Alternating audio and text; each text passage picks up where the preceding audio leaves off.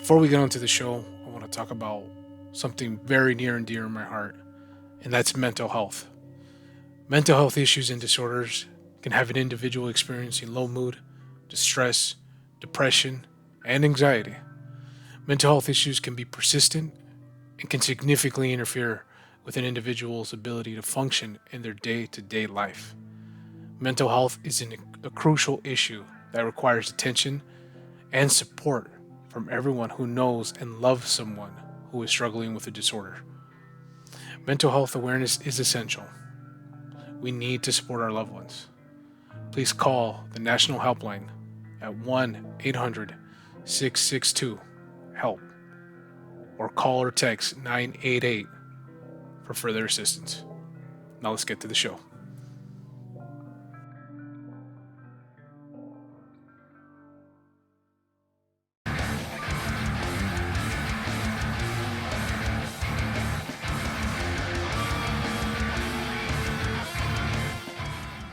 Cool. So, Kyle, again, brother, thank you so much, man.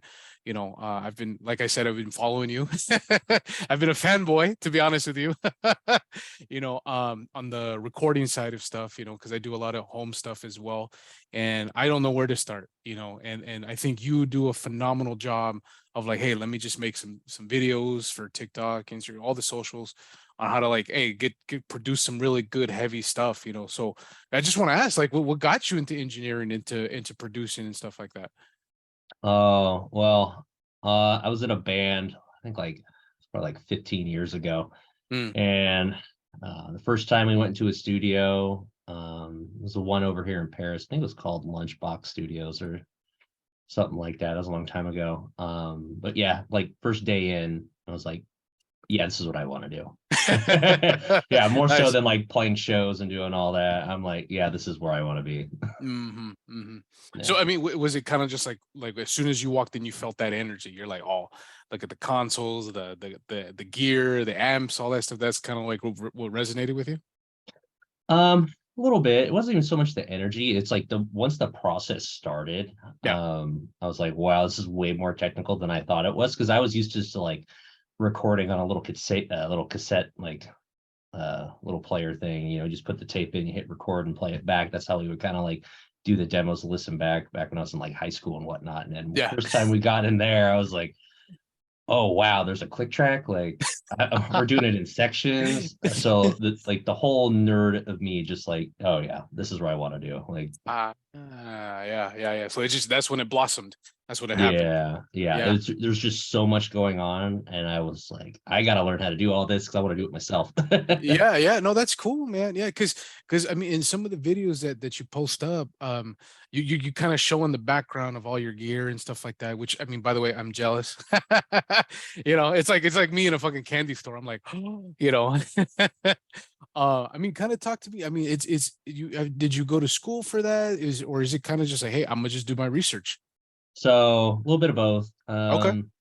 I went to school. That was just a huge waste of time. Mm, mm, So there is that thing that people think, yeah, I should go to school for this. Sounds like a great idea. And then you will hear from other engineers and stuff on the internet going like, don't do it. Like, just don't do it. yeah.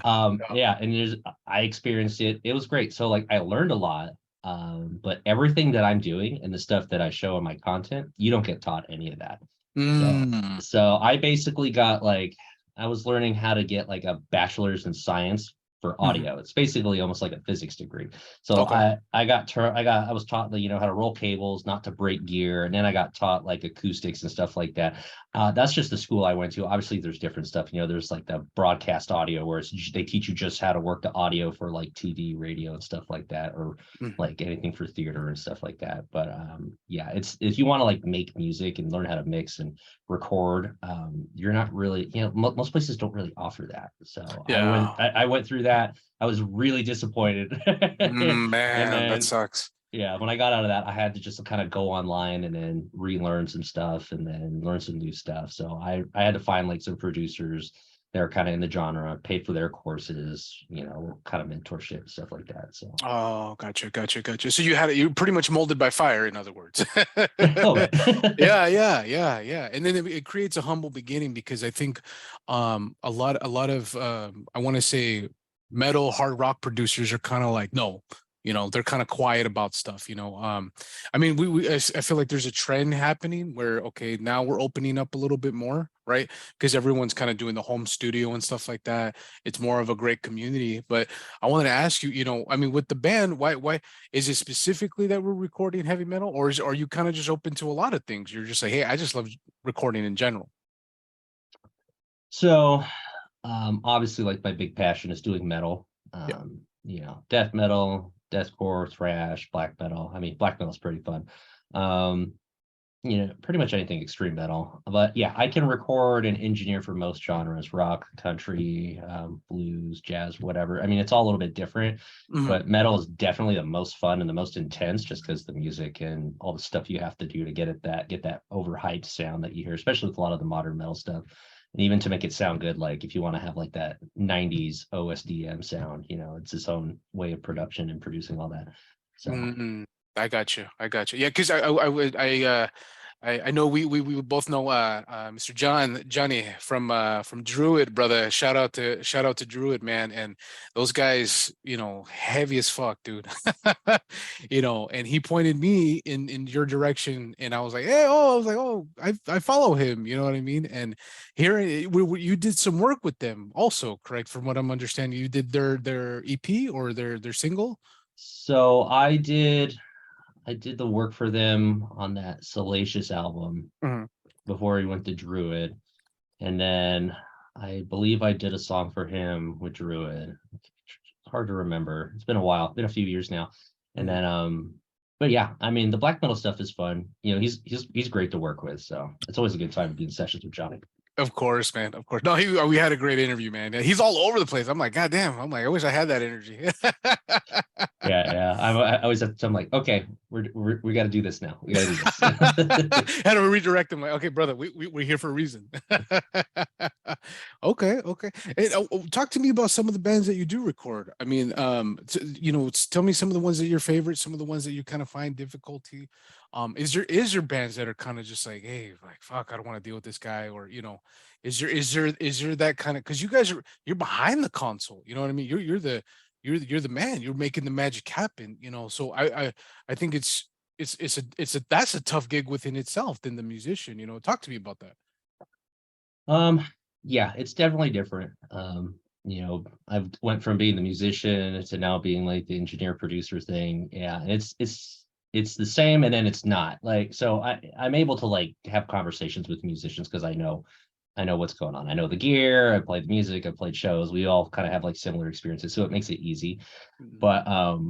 But when I'm in like work mode with engineering mode, yeah, it gets different. And then I don't really have clients or like bands that I've worked with that I'm like, oh gosh, or like, this is terrible. But Mhm. it's just the one thing that does become hard to do is when bands don't really play to click tracks. It just depends, but Mm. that depends more on the style of music that they're going for. Okay. So Okay. like I will record bands that want to do like a whole live set and record that and produce that for them, or if they just want to not record to a click and then we just kind of dub everything over and that works too. But it just depends. Like, it's really hard to do like a technical death metal project when there's no click track. Yeah. You could only be so abstract. Yeah, yeah, yeah. Yeah, yeah, yeah. And what I mean, I love what I'm hearing, man, because I feel like each genre of metal is just it's its own beast. You know what I mean? So like let me ask you as an engineer and I want to say producer as well, like what do you think is the ones that are the most difficult to produce, the ones that you're like challenging? Because to me, I'm like just from behind the console and stuff, I would think like black metal would probably be the hardest, maybe death metal of all the different frequencies and stuff. What do you find the most challenging? Um, well, to be honest, like black metal is like one of the easier ones to do just Oh, because really? yeah, I'm not having Yeah. to do some of the Oh crazy. shit. Okay. It's most, but see, when it comes to genres like that, like black metal or any of the old school metal and stuff like that, that's 100% like the performance of the band Mm, because a lot of times they don't want to use a click track. So I have to tell them, hey, this is like on you. Like any of that fancy editing that you might see that I do, like that's not going to be as possible to do with this just because I rely on the grid and everything to be on time to make certain edits and cuts and whatnot. So it sounds proper and correct. But yeah, it just really kind of comes down to each genre. So like all the old school stuff like that, it's really key on performance. And where some of the newer stuff, like you can cut it up into sections and record in sections and do a lot of heavy editing and Mhm. use a lot of samples to do that to make that sound. So that's harder in its own self. Like the post-production Mm. aspect of it can be pretty tedious and difficult to do. Whereas like the mixing for the older stuff and the post-production stuff really isn't that hard, but you have to make sure the performance is on. So Mhm. Mhm. but I mean, Mhm. with anything, always the performance is key. But Correct. you know, Correct. I agree. Yeah. each genre has their own different things that are harder than the other when it comes to production. Do you think is that something that would come within the band, or is this just it's just that's just how the cookie crumbles? It's practice. Ah, You know, gotcha, gotcha, what gotcha. happens is I see a lot is bands will practice and then they'll reach out to me and they say they're ready and then they come into the studio and they're not ready at all. Oh Yeah, man, you know, yeah, yeah, it's yeah. a whole thing. It's like if you need to be able to play those songs in and out like how you can live. Just like the best way I can think of it is you should be able to have a conversation with someone while you're playing it. Like Oh wow. you should be able to talk, be like, oh yeah, you know, kind of play it and then like, no, shut up, I'm doing this, you know. Yeah, yeah, and I think that that's hard to do, man, because there's some technical guys out there. There's some virtuosos, and I'm like, I see them don't even breathe while they're playing. You've seen those guys where they're just kind of Yeah. like, I'm like, dude, just relax. On that side, I mean, what so kind of like back to the social media stuff, man. I want to ask, what inspired you to kind of just like, hey, you know what, this is what I do, and I want to share it with people. What kind of motivated you to do that? Um, Honestly, it's just it's marketing. Mm. You know, I was just doing like just mostly mixing gigs like before COVID, like 2017, 2018. And I was like just doing online mixing. I was mixing for bands, you know, in different countries and doing stuff. It was a lot of fun. And then but once COVID hit, like, oh, my business Uh, was just dead. And it wasn't even ah, so much that like my marketing then wasn't working. It's just, you know, no one was doing anything in the correct. beginning. So I was done. I had no referral clients at that time doing that. So it was kind of hard to do that. And I was just breaking even. So then once I realized Mm. like, if I'm gonna keep doing this, I have to like I have to go local and like Yeah. start interacting with the bands. And it was hard because I was in San Diego and then I was in the desert and then, you know, I was all doing stuff online and I had like just moved back into like Inland Empire area and for like a really long time. And then so I was like, oh great. So I was basically having to start over. And then I met Johnny because you know, him and I went to high school together, and Oh, then right on. a Nice, nice. mutual buddy like, you know, said, "Hey, go work with Kyle," and that's just kind of how that started. You know, so he was like my intro to like a lot of the, you know, few of the Awesome, bands in the man. area. Yeah. And then the content marketing, like that just like it's a lot of fun to share the info with people because it, Mhm. you know, it's nice to see that people like actually appreciate it and they make use of it because especially because like I only started doing this like I think like just not even a year and I was like, oh no, oh, I'm gonna be like one of those thousands of other people that are just putting out the same tips and stuff, you know, and I'm like, no one's gonna pay Yeah, attention, you know. But yeah. obviously that's not the case, and it's a lot of fun to do that, and it's been my way to like actually meet more local bands more than I probably ever would have. So it's Correct. been pretty cool. Yeah, yeah, yeah. I mean, and with the thing I like about your content is that with other producers and stuff, because there's some that are out there that are doing content and stuff, but the thing I love about yours is the simplicity and the straight to the point. There's no gimmick. There's no, hey, dude, if you want your bass mix to sound this way, do it this way, cut and dry, right? Nothing fancy. Was that is that something that just kind of came naturally you, where you're like, hey, I'm not gonna do a gimmick. I'm just here's the information. That's it. No, not at all. So like Okay.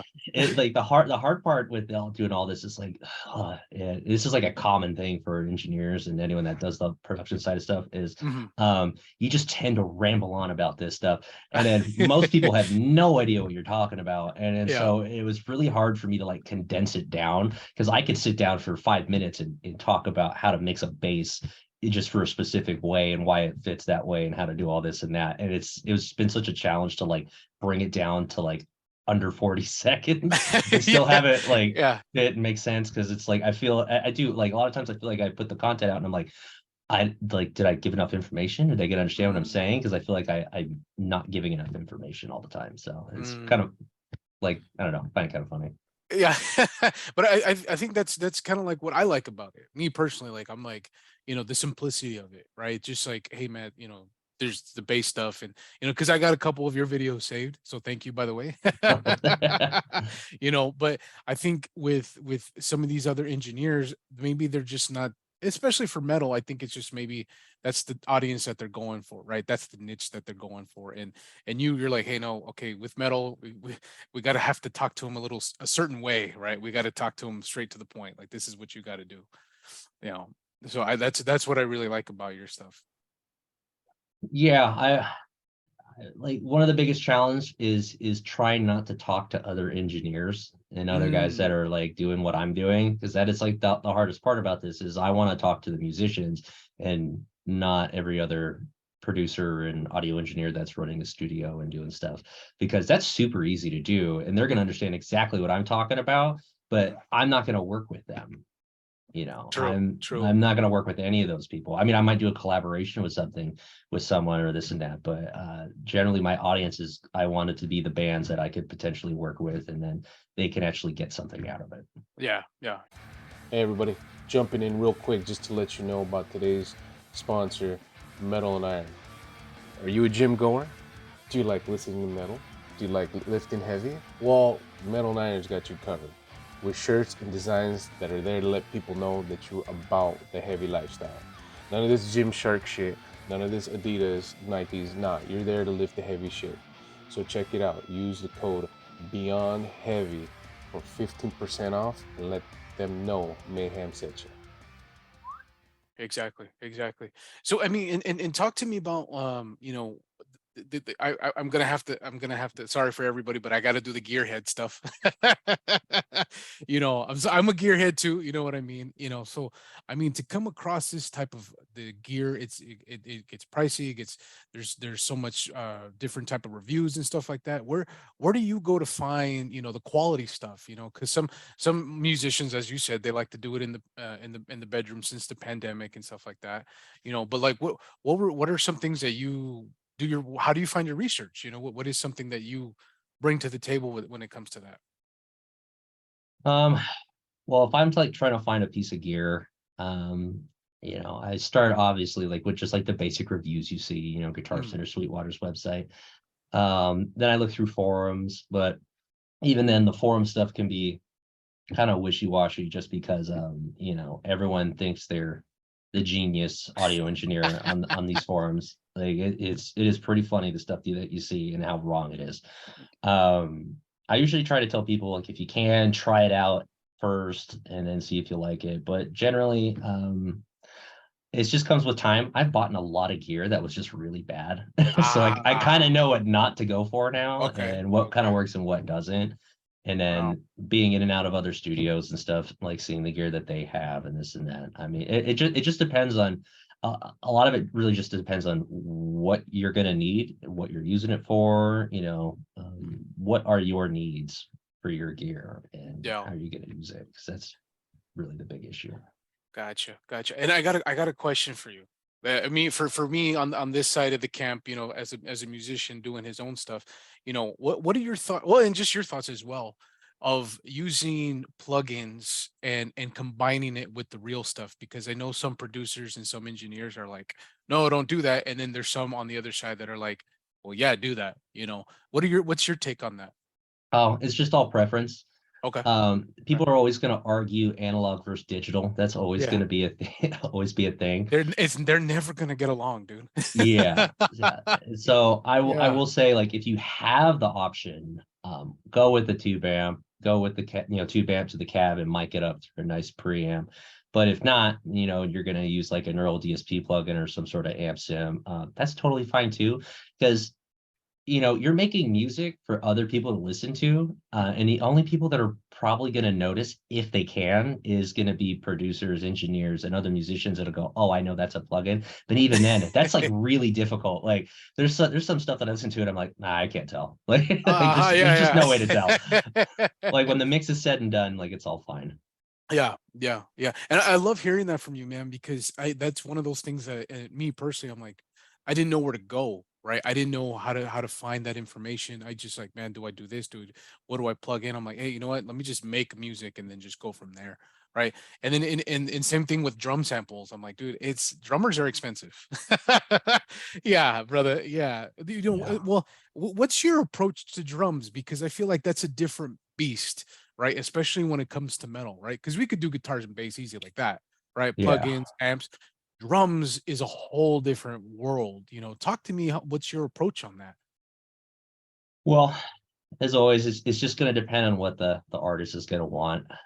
I personally, I love to record drums. Like it's really only been like the past like year and a half that I've gotten my drum production to where I'm like, oh yeah, like this is going on Mm. a record and it's cool. I don't feel like I have to, use Get Good Drums or Superior Drummer or anything like that. But Mhm. it is an entirely different animal, and drums are hard. Like they are hard to get right, and it's mostly the performance. Like if the drummer is not hitting consistently and not playing that great, there's only so much editing that can be done. Mhm. But like the once you kind of learn where to put the mics and everything else just kind of falls into place because after Ah. that it's just that editing and then the mixing and doing all that. Because like when I do drums now, especially when I'm recording, Mhm. I sample the whole kit right before we do anything. So Ah. I sample their drum kit, kick, snare, toms, all that, even the overheads, individual cymbals, and all that. And then when I go back to do everything, I like to do a blend of the samples that I created with their drum kit. So it's their drum sound is just now, but now it has that extra punch and that clarity that you get from the Ah. samples, but it's still their kit. So that way it's not Yeah. like I'm using samples that you hear from every other like sample pack that people can buy online. So Yeah. Yeah. That's cool, man. Yeah, because that's so interesting to see that. See, I had no idea. yeah. See, I had no idea I could do that. I bet other people didn't know that either. You know what I mean? To be able to configure it like that. Because I mean, me, I'm using Easy Drummer, but but Oh I no, mean, it's there's great. I it's love it's their stuff. phenomenal. It's yeah, me too. And I think I got a little self conscious when I was writing my EP because I'm like, fuck, well, I don't have the money for that, but I have the money for that.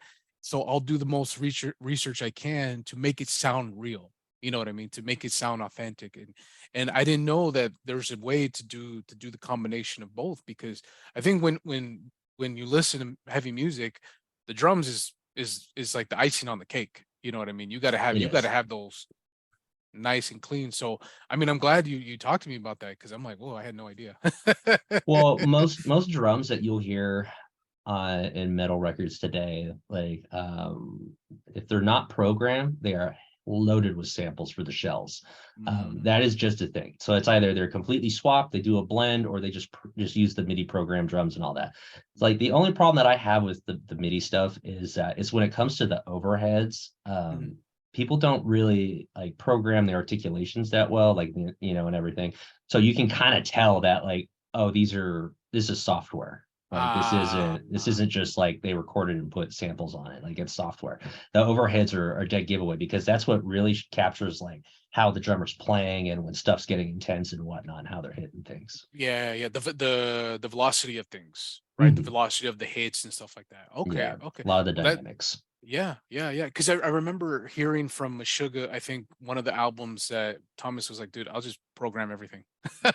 Yeah, like he's just I'll just program, I'll do it live, whatever. I don't care. I'll knock it out. So that's crazy. I had no idea that that's a little bit more common now in heavy music. I didn't know that. That's Oh yeah, crazy. yeah, yeah. You see a lot of the drums being just software now, and just the thing is, you can program it to where it sounds real. It's Mm, just a lot of people just don't spend the time to do the velocities, and it's not very I would say that obvious to like to do that because mm. they tell you like, well, you have to program it like how a drummer would play it. It's like, well, if you don't play drums, like it's kind of If you, hard to understand that. exactly. Yeah, if you haven't been behind a kit, then you don't know. You know what I Yeah. mean? Yeah. Yeah, I'm not a Oh, drummer, so like when I try to do all that, I'm like, I can't get it to sound right. So I'm like, I'm just gonna make sure I can record it. yeah. Like, No, but I mean, I think again back to Druid. Hearing the drums on that, I was like, holy shit! I was telling John, I'm like, dude, god damn, whoever the drummer was and whoever recorded it sounded phenomenal. Like I was like, I'm aiming for that type of intensity and that type of velocity, man. So kudos to you, brother, because that oh, was, thank ooh, you. 'cause that sounds good. But kind of going back to the passion part of things, man. Any specific engineers or producers that inspired you to be where you're at today, that you're kind of like, oh, I like how he does things, or I like his take on stuff. Anybody in particular? Um, Honestly, not at first. Like Mm, I didn't okay. know any producers or who was doing what till I don't know, probably like 4 or 5 years ago when I started looking into it because originally started doing this back in like 2012, and Hmm. then so now I would say probably like Will Putney, Machine. There's a few others, but yeah, mainly those Yeah. two. Oh, okay. Okay. Yeah, yeah. And just the records that they've put out and just kind of like absorbing that, right? Like just like damn. Yeah, it's the drum production. Like Mm, I'm mainly a guitar player. I'm dialing in guitar tone. It's fun. It's whatever. You're mm. used to doing that when you play those instruments, like, when you dial in a bass tone and Oh doing all yeah. that. Yeah, yeah, I know how to do it. The But tone chasing, brother. yeah, exactly. Yeah, but those drum productions is like, oh yeah, I want to do that. So I just Ah, been listening to those records and what they make and like, yeah. So specifically like their formulas and their secret sauce, you would say. well, not even so much the secret sauce. It's just how they sound. It's like what it's just learning how you process it with your ears because it Mm. just comes with time. It's like now I can listen to it and I can go, I know how to do that because there's Ah, there's only so much like learning tips and tricks will get you. It's actually just like learning your ears and learning what gear to use and how to do it that really is going to get you to get that sound that you want. Because I yeah. mean, like as a producer or engineer or anything like that, like I you can give all the information that you use, like all the tips. This is what I do. This is how I do things, and it's not going to affect like it's not going to like create competition for you or someone because people are going to go learn how to do it, but they're still not going to do it like you because they don't got your ears. Gotcha. No, I agree with you. I agree with you 110% because there's some tones that I hear guitar or bass and I'm like, man, I want to do that. And then I tried doing it with the stuff that I got and I'm like, well, this is what I got. This is what it's coming and this is what I like. You know what I mean? Mhm. So I totally agree with you on that, man. But as the guitar part though, let's, tell us what are some of the guitar stuff that you're digging, man? What are some of the plugins, some of the things that you like to make your tone? Um, so I bounce around. I had a Helix, I had a Kemper, I had a quad Cortex, and then now I'm back to a Helix again. Okay. Um, yeah, and you know You what? can't get Like away. you know what? It's not that it's like better or anything. It's just I know how to use the software very Mm, well. It's just mhm. super fast for me to dial something in. But Neural DSP, I've used all their stuff. Let's see. If I had to pick a favorite, I don't know. It's kind of hard. Um, yeah, yeah. I don't really have any The favorites. that's a tough one, huh? That's a tough one, Yeah, huh? yeah. I can't do it. Yeah, yeah. Well, any guitar players that you like that you're just like, dude, I love their tone. That's the one I'm chasing. That's the one I'm looking for. Any of those guys specifically? Oh yeah, yeah. Right now it's Alluvial. Mm. That Sarcoma album, that was that guitar tone is just I don't know.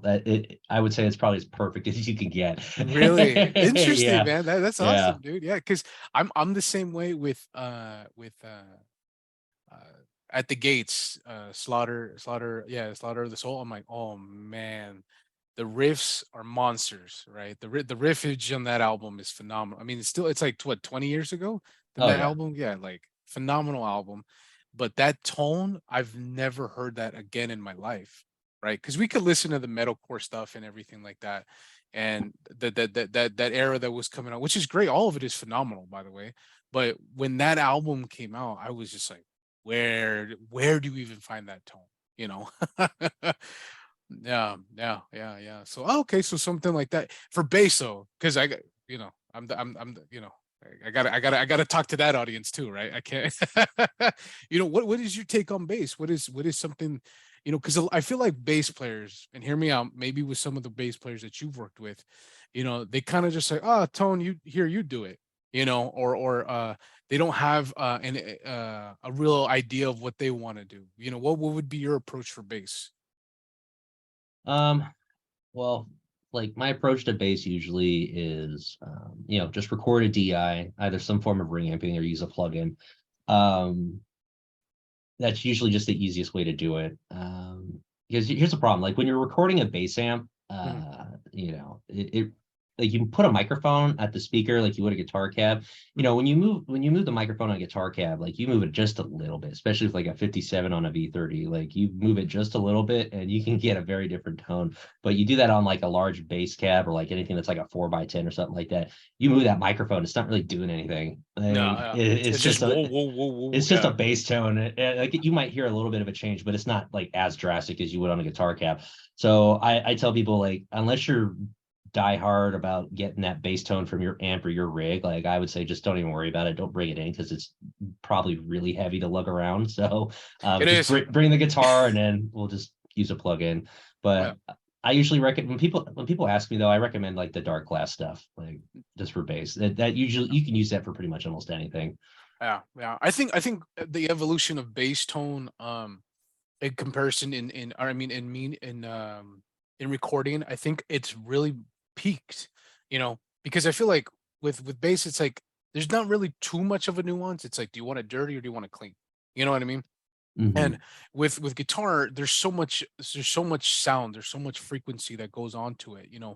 What do you feel? I mean, because I feel like Dark Glass has perfected everything, man. Like I think those guys have just like, with bass, they got it down to a T, and everything like that. Would you kind of agree with something like that, or do you think there's still room to grow? I think there's always room to grow when it comes to like amp technology and speakers because that's all just acoustics and physics and when it comes down to the cabinet you're using that's mainly what's going to be so all the science behind that's going what's going to determine the sound but like amp wise dark glass has pretty much nailed it in like I would say it's like a universal amp that you can use for bass that's gonna you can get whatever you want out of it Yeah. but I have to say more than anything, like when it comes to bass, it's the actual bass guitar itself that's going to really determine how you sound because that instrument is so large and how it resonates is going to determine how much low end and how much punch it's going to have. Yeah. You take like a $200 bass to something that's like $1,500. It's night and day. Like Really? with guitar, you can Yeah. kind of it doesn't really matter because you can like the pickups or whatever. It's like if you swap out the pickups on a $200 guitar compared to something that's like closer to like $1,000, you're now getting more to like one plays better than the other, but they still sound pretty good. Hmm. Okay. Okay. Yeah, and that's interesting that you said it because I just bought a $200 base. you know, I mean, like, cause like, dude, I'm not made out of money. I wish I could buy the $1,000 ones, but I did. I was under the perception sometimes of like being able to have the $200 base and making it work. You know what I mean? And making it as much as you can, and then the $1,000 ones are not even that great. You know what I mean? So, Oh, but I think, it does. It goes both yeah, ways. It just a yeah. lot of it depends on who's playing it as well. But I'm just the point Mhm. I'm coming across, like trying to get across is that like Yeah, yeah. it's just the wood and the size of the instrument, especially when you're in the lower tunings. You need the extended scale, multi-scale to be able to have the tension on the string, so it's not just all flub blah blah blah blah blah. But Yeah. yeah, it does make a difference when it comes to the bass guitars. Okay. So I'll just return them. I'm just kidding. I'm just No, keep rocking those, man, because they No, no, work yeah. great. Yeah. It's such it's just one of those like nitpicky like tone things. Yeah. No, and I agree with you. I agree with you. Because I with me, I'm like, dude, I was always the one that less, not the Ingve thing where more is more. I don't fuck that guy. Where I'm like, dude, just make the music you want, right? And if you like I love Jackson, but I know Jackson's not really that type of brand, and they can be, but for bass, it's like I'm not tuning down a B or A. You know what I mean? Like the lowest I'll go is like C, and I make it work. But there's some others that kind of maybe like as you said, probably have that difficulty, right? Of like, hey, I'm still not resonating that sound that you want, maybe because of what you said. Maybe it is the instrument, or maybe we're not there yet, or we haven't figured something out in the nuances, right? Well, yeah, well, look at like you see stuff from like Dingwall where the guys are tuning down and they're hitting tunings that are like G and even a little Oh, bit lower on a bass. yeah. It's such a low tuning and it's really hard to do all that. So yeah, that's when it comes to that, it's definitely like that's definitely the instrument on that to be able to get that kind of tone and to have Yeah. it resonate like that because that's really hard to do on like a 4-string bass. Like Yeah. it's not really a thing because Yeah. Yeah, if you're Yeah, doing yeah. like death metal and anything else, you could pretty much do whatever. But when you start getting to all the weird like progressive stuff where it's super low tuning, is you're either programming the bass or you have a really expensive bass that can handle Yeah, that. yeah, no, that's what's up, everybody. Want to jump in really quick to tell about one of my favorite brands and my brothers over at Heavy Defender merch. Heavy Defender merch products are a must have for any heavy metal fan. Their banners, pins, and apparel is made from high quality materials that feature bold, eye catching designs that are truly to capture the essence of the metal lifestyle. The shirts are comfortable and durable as hell, man. The hoodies are perfect for when you're leaving the whiskey and it's fucking 2 o'clock in the morning, it's cold as shit. Heavy Defenders offers a great selection of products for any metalhead looking to represent their passion in freaking style. With unique designs and quality material, hey, check out HDM.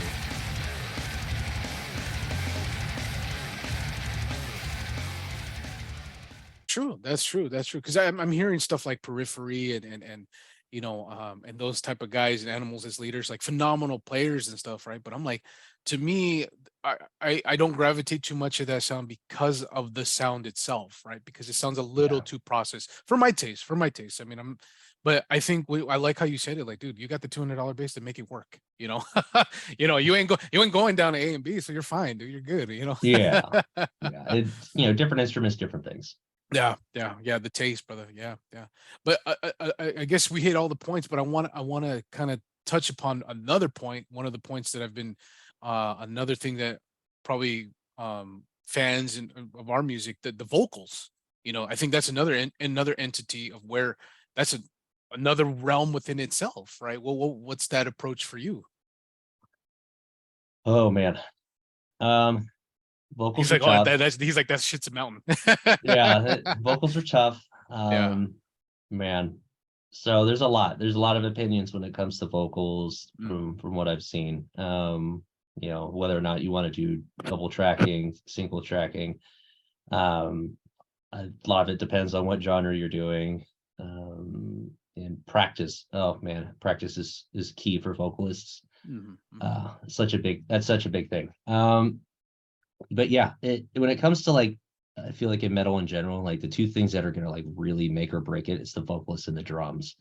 That's like I agree. that's the big part right there. Like you can have a great solid band instrumentally, and then that vocalist makes you go, what? Like Yeah, yeah. that's what you don't want. But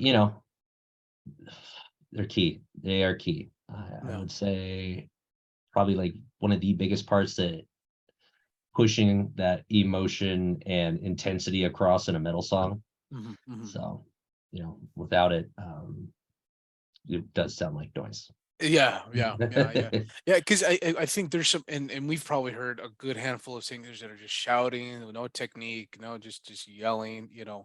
I mean, when it comes to how do you handle that? How do you handle that? I would say that instrument when you come into the studio, right? Because that's a whole different entity, right? Like, hey, do we try it again? Do we mess around with some plugins? What? Or is it just one of those things like, hey, dude, I got to feel this band and see what I got to do with it. Um, it just kind of depends on where the vocalist is at. If they're not prepared and it's just not happening, I have no problem telling them, you need to come back another day. Nice. Like, come back when you're a little bit more practiced. We can wait. Yeah. Like it's not, I'm in no rush. But yeah, because the problem is you don't want them showing up not prepared or they're just not at where they want to be. Like, they're writing stuff that's kind of outside their skill level, and then they go and Mhm, try and do it, and then they're just hurting themselves. Like mhm. that just doesn't do anything. Yeah. You don't want that. Yeah. Um, but if the vocals are not doing that great today, yeah, there's some stuff you can do for plugins and whatnot. I mean, the big thing when you're doing like metal vocals and you got all the screams and stuff is you got to just be compressing the crap out of it with some sort of Ah. compressor, just so it brings out that all that aggression that's like kind of trapped in there. Because what happens is like, especially with like the false chord stuff and all that, even when they're projecting, there's a lot of stuff that like the microphone's picking up that you're not actually hearing at first until you start really compressing it. Okay, So okay. That's interesting. That's interesting. Because when I'm trying to put stuff together, I'm like, oh fuck, here I got to do the vocals, man. Damn it. Okay, like that. Me, I don't sing or anything, but just like when I have the tracks, right? When I have the raw tracks, and I'm like, okay, I got Easy Mix and I got all this stuff ready to go for it. I'm just like, fuck, I don't even know where to go. yeah. I just try to again, as you said, try to hear it. How is it going to be in the mix? Is he projecting enough? Is this okay? And especially and I want to ask you, with is there a big difference when it comes to aggressive vocals, distorted vocals, to clean vocals, right? Is that like two different realms, or how is it? Talk to me about that. Um, I would say it's kind of like two different realms, kind of not. I mean, like when you're sitting here and you're working with it, um, it's more about making sure that the vocalist is, is their voice is going to be good to do that. Because Mm, it's one thing to be yelling and screaming and doing all that, and then try to go do cleans. mhm. Their throat might just be done by the end of the day. Ah, So you kind of have to plan that out with what you want to do first and what songs doing what, especially if they're singing and screaming in both songs. You kind of have to plan all those parts out. Like for processing wise, it's a little bit different. You're not compressing things as hard, probably a little bit more reverb and effects or delay depending on what the song is calling for and whatnot. mhm, mhm. But yeah, it's really not too much different. It's just more just making sure the vocalist is not going to ruin the voice by the end of the day. Yeah, yeah, yeah, yeah. Pretty much the performance, as you said. Again, always going back to the performance. That's always going to be the foundation. Yeah, yeah, that is everything. And that is, I will say, that is probably the one thing that does get overlooked a lot by a lot of people, especially when they're Ah, they're doing stuff in their rooms. Is I think a lot of guys tend to get really excited that they're mixing and then they're doing stuff and all the plugins and all the gear, and they're not paying attention so much to like the tiny details that get picked up when they're recording. mm, And that's all those small details and all the little mistakes and timing problems that get thrown in build up at the end, and it builds up really quick, and by the time you're mixing it, you're like, I'm not getting it to sound this way, and I'm not, it's not sitting right, it's not doing this. And a lot of the times when it comes down to like getting towards the end of it and the mixing and everything, it's mhm, it's just the performance and how the editing is done. Because depending on what you're doing, like say something that's more modern, like the modern metal stuff, if the mhm, performance isn't good and it's not edited properly, the mix is just going to sound like a demo. Even if it's mm, being like done with all the fancy gear and it sounds great, it's still going to have all these weird issues that it's going to sound like a demo still. It won't yeah. sound like that professional quality that you would expect. And like that's why I really harp on that with my artists that I work with, that like we got to get this done right now. Like this will be the longest part. We're doing pre-production, we're going to demo this out, then we're going to do it again, and then we get to start on the fun stuff. Yeah, yeah, yeah. And I think a lot of metal bands kind of don't have that idea yet, right? Where the idea of pre-production, right? Because they could be in the garage, it could be, as you said, in the room and stuff like that. And they're like, oh, this sounds great. I love this riff. I love this sound, blah, blah, blah.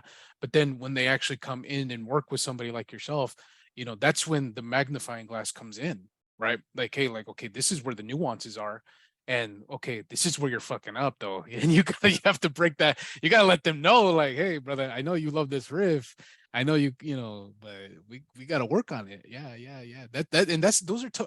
I'm guessing. I'm assuming those are tough conversations to kind of have with somebody that comes in. Um, they were at first. I was so worried that, oh my God, they're not gonna like me. They're gonna think Uh, I'm an asshole and this and that. And then after a few years of it, I'm like no, dude, like we gotta fix this. we got to fix this. Yeah, yeah, Yeah. yeah. It's a practice. It's a practice that you've developed, and the reputation that you've developed, right? Because you're just like, hey, okay, well, nah, I'm not gonna just have some dude just shredding for 15 minutes and then not know what he's doing. Boy, that is like the biggest trick about doing all this, is when you're working with people, is not just so much of like trying to keep everyone on task, but like Mm-hmm. trying to like make sure they don't burn themselves out. Because it's not even so much that they get burnt out physically, they're mentally Mm-hmm. burnt out. When you do Yeah, a take like 25 times and then you're still not getting it, well, you're not going to get it by take 50. You're already done. Like you're yeah, mentally done. Like you need a yeah, yeah, break, yeah, yeah, come yeah. back the next day. It's just one of those things. So Yeah, yeah, yeah. And I agree with you because like it's kind of hard to do it. And then hopefully one day, brother, and we'll talk after, to record because I'm sitting here in this chair And then I'm like, okay, I got here's the drum track, here's what I want. And then I press R and I'm like, okay, wait, all right, damn it. Okay. I think that's the hardest part too, because if with some of this bedroom stuff, it's cool, it's fun to be creative, but once, some working with someone like you, that's the real meat and potatoes, right? That's the part where we could, okay, the musician could do the musician stuff, be the creative, and then you have yourself as the engineer and the producer to make it all good, make that beautiful heavy sandwich as we like. Well, I Yeah. like to think of it as it's just having a different set of ears on your project. So like Mm. because I've done all this before. Like, I've produced my own music in my bedroom and done this and I've done that. And like I've gone back and listened to my old stuff that I did like 6 years ago. And I'm like, oh Mm. yeah, like what happens is you get so excited, and you're like, yeah, this sounds great. You're hanging out with your buddies and you're recording. And this is a great time experience, maybe drinking some beers, smoking a little, doing whatever. And then what happens is you're just not picking up on all the little stuff that's there, like all the little mistakes, little pick scrapes, little dead notes that didn't make, that are getting picked up and whatnot. And it's like when you're working with an engineer and someone in the studio with you, they're there to go, oh, we got to fix that, we got to fix this, because it's there. Like they're catching on it. It's just all the little things, and then having all the skills to record, mix, and edit. And after all that, I mean, I think that's just kind of a plus, because that doesn't do you any good to have all that, but not be able to like catch all those mistakes and just let the client or the artist like record all that and Yeah, release yeah, all yeah. that. Yeah, yeah. And that's tough, dude. That's tough because as I'm recording some of this stuff with my guys and stuff like that, I'm like, let's do that again. I'm like, Yeah, yeah, because yeah. I'm like, let me hear it. And like I'm the one not playing the bass anymore, right? I have to be a really, really tough critic on bass because I'm the only one recording and doing the bass. But I love how you said it. You're like, dude, okay, we could try that again, or we could do that again, right? To bring out not only a better product, but to as you said, engineer what we have to do, right? I love that, man. That's great. That's great. Any advice for up and coming engineers? Any advice? Because I feel like you made a name for yourself. You're established, and I think these young cats need to know, man. Like, hey, what's up? Well, I'd say the only thing that I can give is there's no shortcuts. Love that. I Literally, love there's that. no tip or trick or piece of software that's gonna ultimately make you better. It's just time. It's all time. It's all about like getting your ears to learn what things sound correctly, and getting your ears to learn what sounds correct and all that. Because it does, and it will be an amazing moment when it does, because it's most engineers that I talk to, they're working, on a mix for some band, or they're working on their own stuff, and then all of a sudden it just clicked, and like, oh, Ah. and it's just now they just know what to do for here and there, and it's wasn't a struggle anymore. And then what's going to happen is you're going to dip down again and be like, why am I doing this? I should just quit and sell all my shit. Yeah, yeah, that's self-doubt. That's self-doubt. But we can't let that get to us, man. Yeah. And yeah, yeah, yeah. Well, Kyle, brother, I want to thank you for your time, man. I really appreciate I love the talk, dude. I learned so much, and I think a lot of people are gonna have a good understanding now, man, of where to start, or know what to expect when they come and meet with you and record with you, right? Right. So I want to use this time. Hey, any plugs? Where can they find you? Where can they not find you? Yeah. Most of my content's over on my Instagram at Kyle_CFP. And there's my website if you want to go check out my portfolio there at KyleTheProducer.com. And I can't remember the life of me what my TikTok username is, but I I'll put it slack in there. so I'll put it here, or I got you. I got you, brother. I follow yeah. you. You know that. You know I'm that. terrible putting content on there. I struggle with like trying to remember to upload stuff on there. That's so. Are you serious? Because it's so funny. Because I was on it, and then I'm like, "There's Kyle. There's Kyle again." Okay, well, fuck. I guess I'm gonna follow Kyle. Yeah, I put a post up there yesterday, and I think the last one I did before that was like 4 weeks ago, and I was like, "Ooh, that's not good," Yeah, because yeah, I'm yeah, pretty consistent on Instagram, but like yeah, TikTok not yeah. so much. Like out there, you got to get that algorithm, man. Yeah. All right, brother. I appreciate your time. Let me.